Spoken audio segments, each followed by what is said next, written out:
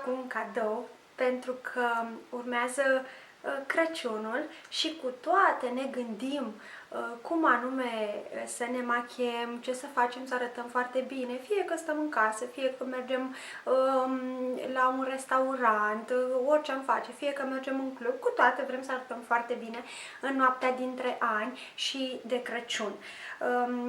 Cadoul meu pentru voi este, practic vreau să vă dau din casă. Vreau să vă spun două trucuri foarte importante sau să vă arăt ce anume din machiaj, care părți din machiaj sunt importante, astfel încât într-un timp foarte scurt alocat machiajului, voi să arătați bine. Practic, ceea ce vreau să vă dezvălui este că sprâncenele, modalitatea în care noi ne facem sprâncenele, ni le conturăm, reprezintă cam 70% din machiaj. Cu cât ai niște sprâncene mai frumoase și mai reușite, mai bine definite, înspre natural, conturate, ele există acolo exact așa cum trebuie, cu atât machiajul arată mult mai bine și foarte important, din punctul meu de vedere, aproape la fel de important ca și modalitatea în care ne facem sprâncenele, reprezintă blush-ul. De ce? O să vedeți cum, cu ajutorul blush-ului, noi ne ridicăm fața, pentru că ne punem pomeții în evidență, putem crea o subțiere a feței și o ridicare. O să vă arăt, dar mai întâi începem cu sprâncenele.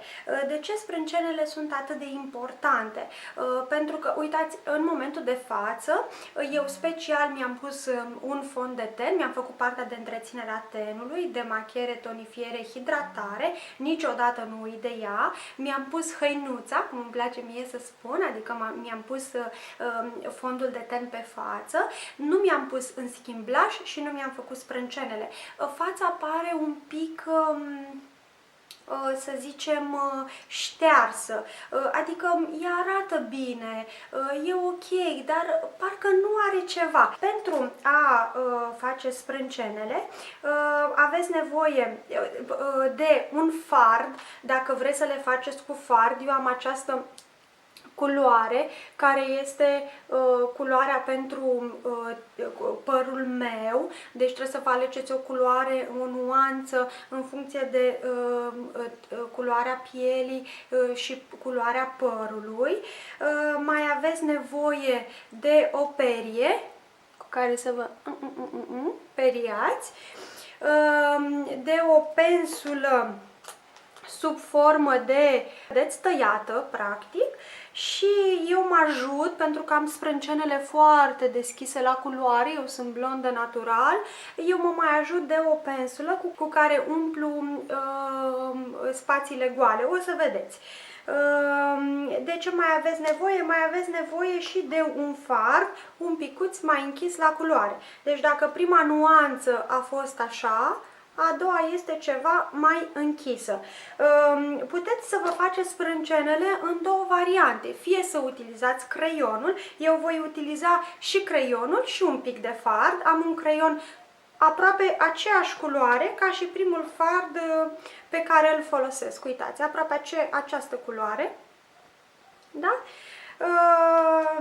Și voi face cu creionul, dar sunt momente în care îmi conturez sprâncenele cu ajutorul fardului. Vreau să începem prin a vă explica, o să-mi dau părul la o parte, da, din ochi, ca să vedem. O să vă încep prin a explica cum arată o sprânceană. Cu ajutorul pensulei puneți la baza nasului și mergeți până sus. Aici trebuie să fie începutul sprâncenei. Punctul cel mai înalt, te uiți drept, unde se termină ochiul, aici o să fie punctul cel mai înalt al sprâncenei. Dar cât de lungă este sprânceana, vom face o linie între nas, colțul ochiului și până acolo va ajunge sprânceana. Eu acum voi lua creionul și foarte simplu voi pune 3 puncte. O să dau ceva mai aproape ca să vedeți, da? Voi pune primul punct, mă uit drept, punctul cel mai înalt,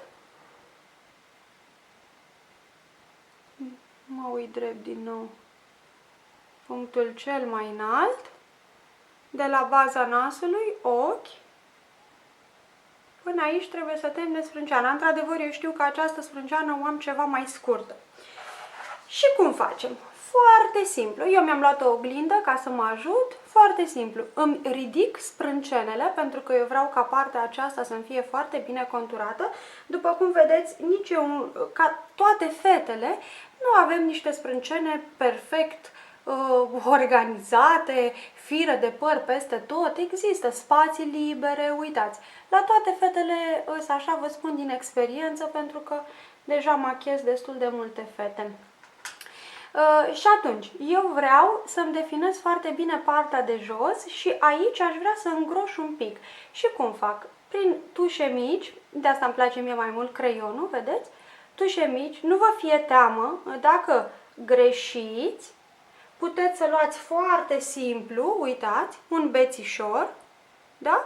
Și șterg acolo unde am greșit, cu condiția ca ulterior să puneți din nou fond de ten și o pudră peste, da? Prin încercări reușiți să vă creați îndemânare, așa că nu vă fie teamă chiar dacă greșiți. Da, uitați cum v-am spus, eu vreau să-mi îngroș un pic, pentru că îmi vine mult mai bine. V-am spus că trebuie să o lungesc, punctul am dus până aici. Foarte simplu, vedeți? Cu tușe mici îmi pun practic fire de păr. Da? Iar, vedeți? Foarte frumos, nu?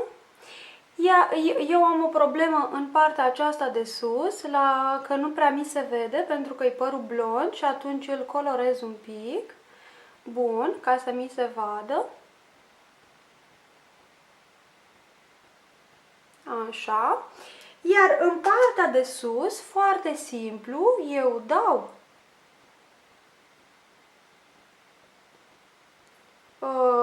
părul în jos. Am pus punctul cel mai înalt, eu încă îl văd, este aici. Și de acolo cobor până la celălalt punct, unesc, da? Un punct aici, le unesc și vin un pic finuț ca să definez și partea de sus. Da? Ia uitați. Practic mi-am definit sprânceana foarte simplu. Nu, acum le iau un picuț mai mult pentru că eu vă și explic. Sprânceana trebuie să conțină practic două nuanțe. Eu voi pune partea cea mai deschisă, voi umple aici ca să nu dau cu creion și voi lua un pic de fard și voi umple partea aceasta pentru că e mult mai simplu, așa.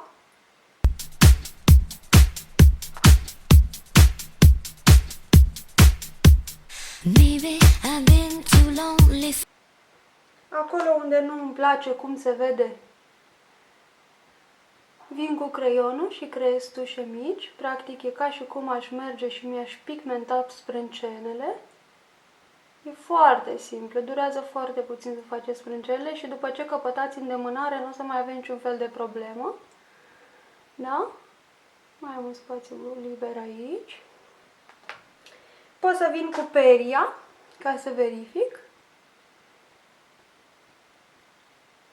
Bun, asta este prima culoare, iar a doua culoare, vedeți aici unde eu mi-am îngroșat sprânceana, deci ea nu exista. O să pun, cu ajutorul acestei pensule, am să pun acea culoare mai închisă. Da? Și vin și o aplic. Pentru că coada, asta e partea de final, coada sprâncenei trebuie să aibă intensitatea cea mai pronunțată. Așa se vede foarte bine. For too long ever I have been craving someone like you, someone just like you. You give me such a rush, just keep dancing. Super! Da? Și puteți observa diferența dintre o sprânceană și cealaltă. Foarte repede, foarte simplu. Uitați acum cum arată această parte. Și vreau să merg mai departe să vă arăt și de blush, ca să vedeți cât de important este. Deci, practic, partea asta deja e mai luminoasă, mai există altfel, pur și simplu pentru că mi-am conturat foarte bine sprânceana. Dacă folosiți o culoare care nu ați știut, pentru că nu aveți experiență și este mai închisă, nu vă faceți probleme. Puteți să dați din fard jos. Spre exemplu, dacă am folosit fard mult prea intens în partea de final a sprâncenei, da? Eu am o perie, o pensulă, foarte moale, uitați. Și ce fac? Vin, la mine nu e cazul, dar la dumneavoastră puteți, vin și efectiv îndepărtez, îmi șterg, da? Îmi șterg foarte, foarte finuț și foarte lejer, fără să-mi iau tot de acolo, da? Și acum să mergem un pic mai departe, să aplicăm blush-ul. Eu pentru blush folosesc o pensulă, o pensulă plată. De ce? Pentru că eu doresc, este destul de moale și aceasta, pentru că eu doresc să dețin control, adică unde îmi pun blush-ul. Este foarte important ca blush-ul să aibă intensitate mare de la mijlocul obrazului, practic acesta este osul, da, de la mijlocul lui, uitați, în capătul celălalt. De ce? Asta îmi dă, asta mă ajută să-mi subțiez obrajii, uitați, îmi subțiez fața, da? Eu pun, dacă pun culoare închisă aici, înseamnă că tai, culoarea închisă taie. Și haideți să începem. Eu ca blush folosesc ceva foarte deschis, oglinda, folosesc o culoare oranj. Da? Și uitați. Foarte finuț, nu se apasă. You give me such a rush, just keep dancing with me the way you do, you'll drive me insane. Da, mai aplic puțin. You're driving me insane. You might like it. Mie îmi place foarte mult această culoare. If you'd only try, we could do this. Îmi place foarte mult această culoare, îmi vine bine și pot să adaug deasupra ei, dacă vreau, o altă culoare. Eu voi face asta numai ca să vă demonstrez. Dacă vi se pare prea oranj, mie îmi place mult culoarea asta, puteți să puneți altă nuanță. Eu am luat o nuanță de rozaliu, să zic, așa. Da? Este un blush de obraz foarte rezistent și aplic deasupra. Talk all night, how could you be so blind you can't see? Don't be nervous, you can come with me. Pot, dacă vreau, pentru rapiditate, să folosesc o pensulă mai mare, care este tot plată, doresc să dețin controlul. Come with me, come with me. I-am dat un oranj rozaliu.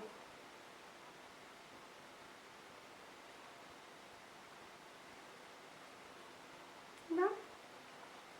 Cât de frumos se vede această parte și cât de practic ușor nu are ceva. Este această parte.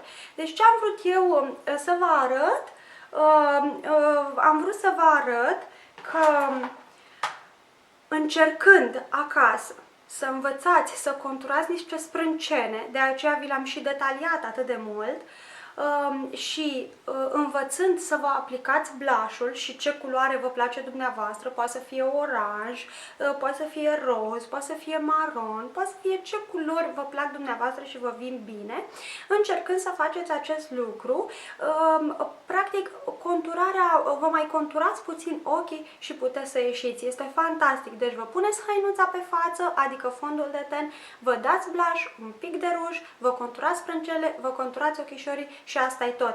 În 10-15 minute puteți să arătați impecabil de dimineață până seara. Eu am să fac și cealaltă parte, că nu pot să ies așa din casă, o să-mi fac și partea asta la altă, iar la finalul tutorialului am să pun câteva poze cum arăt eu machiata acum.